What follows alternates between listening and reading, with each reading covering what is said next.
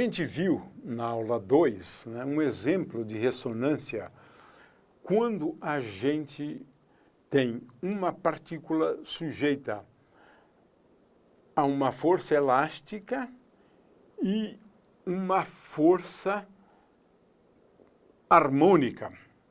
Agora, nós vamos discutir o caso mais geral, né? A força continua sendo uma força harmônica, né?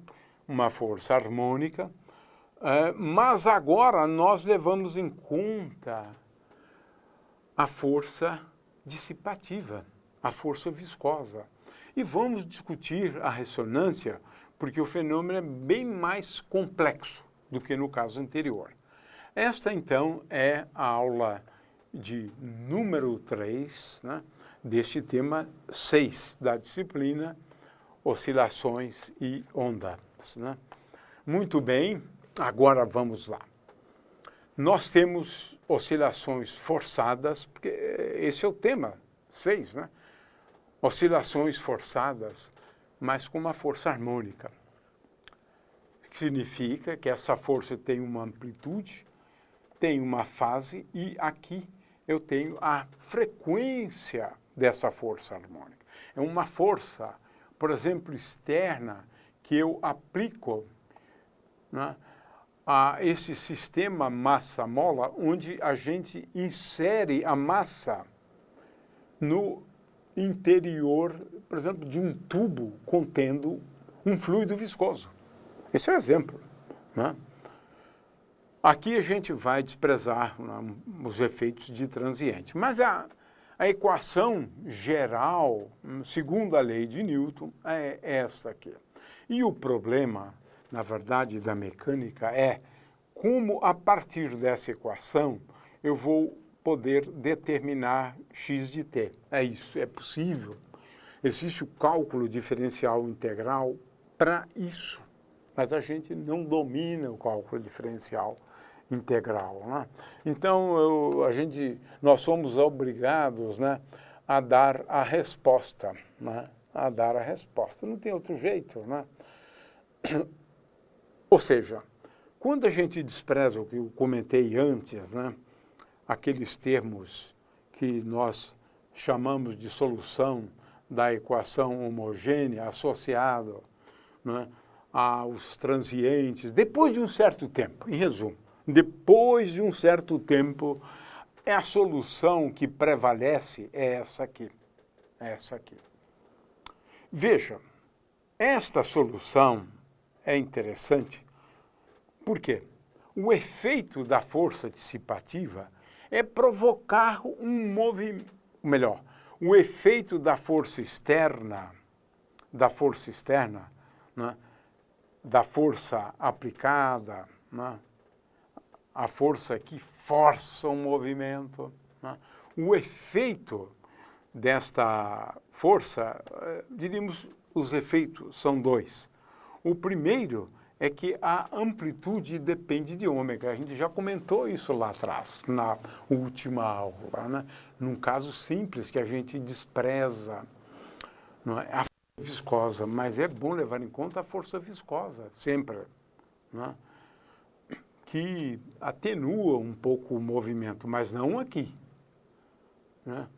Ninguém pode com essa força harmônica, porque depois de algum tempo, a solução é um movimento harmônico simples, olha só, é do tipo, né, movimento.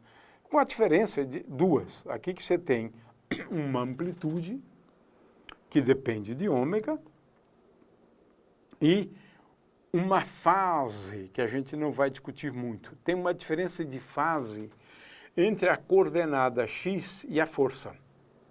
Porque essa fase aqui é a fase da força, mas tem uma diferença de fase. Então, são duas as diferenças que eu quero aqui ressaltar por ser extremamente importante. É a amplitude do movimento que, veja, acaba sendo um movimento harmônico, com certeza. É um movimento harmônico, depois de um certo tempo, decorrido um certo tempo. Um movimento harmônico. cuja amplitude depende da frequência, mas depende também da frequência natural de oscilação. Essa amplitude, está aqui, a forma dela. F0 sobre m. Você lembra do F0 sobre m já no primeiro exercício? Né? Mas agora eu tenho 1 sobre raiz quadrada, né, de ômega 0 ao quadrado, menos ômega ao quadrado, mais ômega gama sobre 2 ao quadrado. Interessante isso, muito interessante. É que a amplitude, na verdade, não depende só da frequência, né? Eu quero ressaltar isso. Essa amplitude, né, ela depende da força, olha lá. Então, depende da força, F0 sobre m, mas depende também da frequência, depende da frequência natural de oscilação e depende da força viscosa. Interessante isso, né? Interessante. Depende desses 3 ingredientes, né? Se eu levar em conta o efeito de transiente, né, eu tenho... Esta aqui é uma solução geral, onde esse E e D são determinados a partir das condições iniciais. Mas veja que esse termo de transiente, ele tem uma característica interessante, que é decrescer exponencialmente. Então, à medida que o tempo passa, esse termo de transiente vai tendendo a zero, vai ficando cada vez mais sem importância. De forma que a solução, né, para aquela equação é x de t igual a uma amplitude, agora eu estou chamando a atenção para ômega 0, mas depende também de gama, né, e uma diferença de fase, amplitude e a diferença de fase. Essa é a solução mais geral, né, mas a gente não lida muito com isso, a gente quer ver o que acontece. Olha só, as oscilações forçadas, elas acabam descrevendo um movimento que você poderia chamar de movimento harmônico simples. Na verdade, é um movimento harmônico, mas ele é simples porque ele depende da frequência desse jeito, né? Essa fase aqui, ela é dada por essa expressão.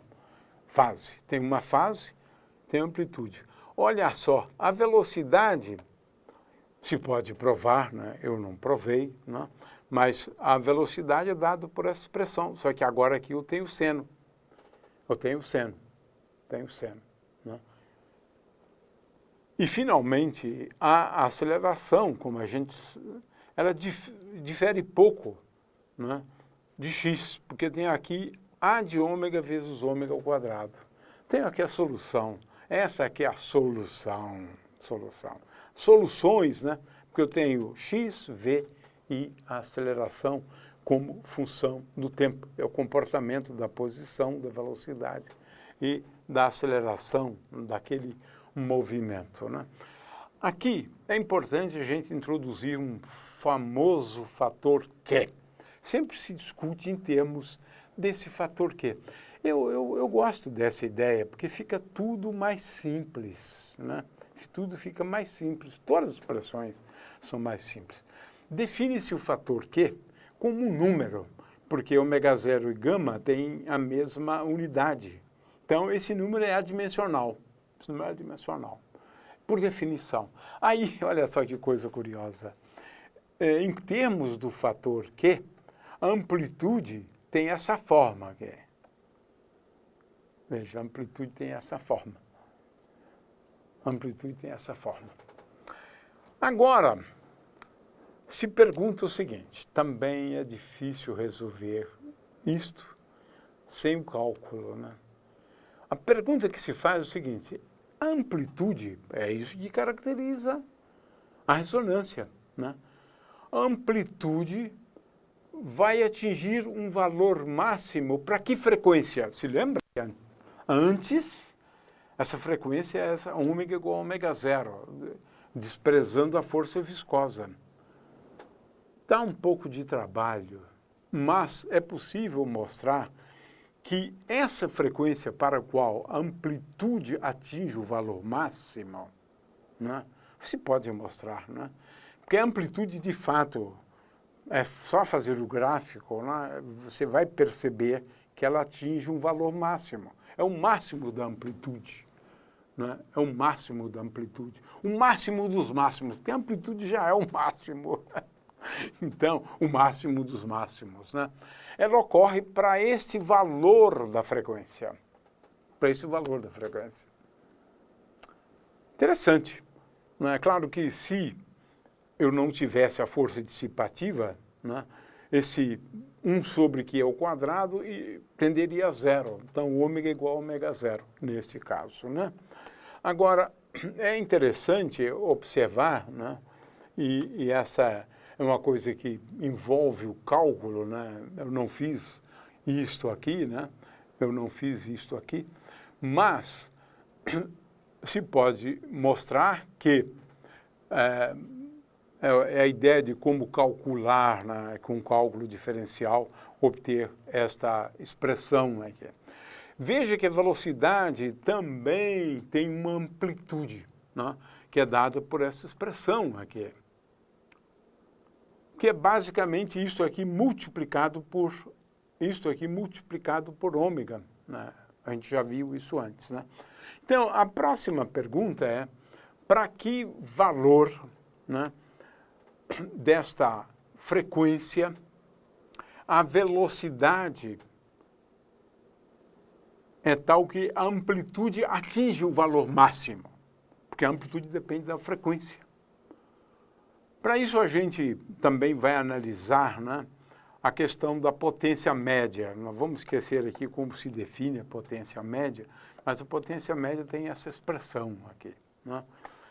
O fato é que, conquanto a amplitude máxima, que ela depende de ômega, acontece para ômega igual a ômega 1, a velocidade ela vai atingir, né, o valor máximo para uma frequência que, não por acaso, é a frequência ômega zero. Então, tanto a velocidade quanto a potência, quero chamar a atenção disso, né? Tanto a velocidade quanto a potência, elas têm amplitudes cuja amplitude atinge um valor máximo, a velocidade máxima, para um valor de ômega é igual a ômega zero. Então, se eu olho para outras grandezas físicas, né, eu vou perceber que a amplitude, tanto da potência quanto da velocidade, é máxima, já que ela depende de ômega, para ômega igual a ômega zero. Ou seja, acontece que a velocidade e a potência têm valores máximos, suas amplitudes, para ômega igual a ômega. É diferente do caso de x. Então, veja, olha só que coisa curiosa. A ressonância é caracterizada pelo crescimento de grandezas físicas. Não é uma só. Quando eu levo em conta o amortecimento, fica mais rica a análise. Então, o que se diz é o seguinte, é que você atinge o regime ressonante quando a frequência varia num determinado domínio de valores, né? Portanto, é quando a frequência varia entre duas frequências, ômega 2 e uma frequência ômega 1. Como é que eu determino essas frequências ômega 2 e ômega 1? Se define ômega 2 e ômega 1 como sendo dois valores da potência igual a metade da potência máxima, porque a potência máxima acontece para ômega igual a ômega zero, ômega igual a ômega zero. E aí se pode calcular ômega 1 e ômega 2. E definimos a largura de banda como sendo esse intervalo de frequências. Essa é a largura de banda. né? De forma que aqui eu tenho a largura de banda, aqui ela é determinada a partir da velocidade, né? Não é da potência, porque a potência seria o fator meio. Para a velocidade seria a raiz quadrada, né? de meio. Né?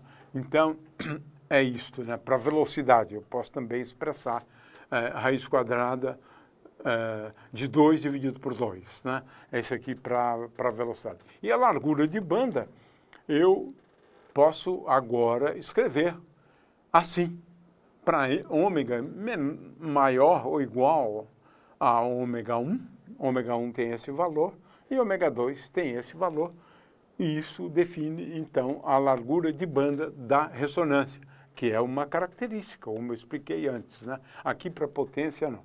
Aqui para potência é igual a meio, na verdade, né?